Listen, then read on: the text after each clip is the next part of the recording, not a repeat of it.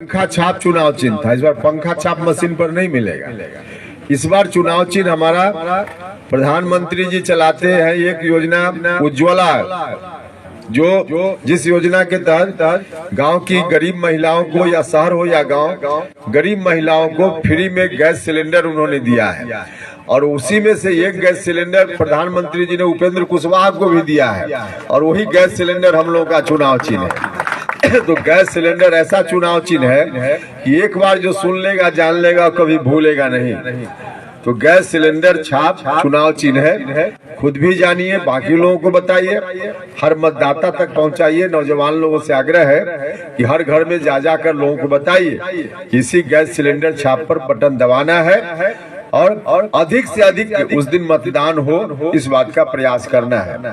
तो 1 जून को वोट होगा, लेकिन उसके पहले 10 मई को नामांकन हम करेंगे। सासाराम में नॉमिनेशन होगा 10 मई को।